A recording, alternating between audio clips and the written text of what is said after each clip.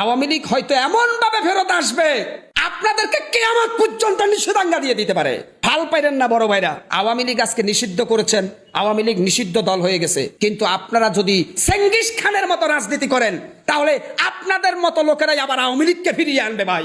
আজকে যারা তালি দিচ্ছেন আওয়ামী লীগ নিষিদ্ধ হয়েছে, আওয়ামী লীগ বাদ হয়ে গেছে, বাংলাদেশ 6 ঋতুর দেশ, ঋতু পরিবর্তন হইতে সময় লাগে না। আজকে যারা বাহাবা দিচ্ছেন আওয়ামী লীগ নিষিদ্ধ হয়ে গেছে, আমরা স্বাধীন, আওয়ামী লীগ হয়তো এমন ভাবে ফেরত আসবে আপনাদেরকে কিয়ামত পর্যন্ত নিষেধাজ্ঞা দিয়ে দিতে পারে। হাল পাইলেন না বড় ভাইরা, আমি কখনো আওয়ামী লীগের পক্ষে কথা বলি না, আমি সব সময় সত্য বলি। আওয়ামী লীগের যারা অন্যায় করেছে তাদের বিচার হোক, কিন্তু একটা দলকে নিষিদ্ধ করতে গেলে জনগণের মতামত লাগে। কত পার্সেন্ট জনগণ আওয়ামী লীগ নিষিদ্ধ চায় জরিপ করেন। এই আওয়ামী লীগ মাওলানা আব্দুল হামিদ খান ভাসানীর আওয়ামী লীগ, এই আওয়ামী লীগ 71-এর আওয়ামী লীগ, এই আওয়ামী লীগ স্বাধীনতার আওয়ামী লীগ।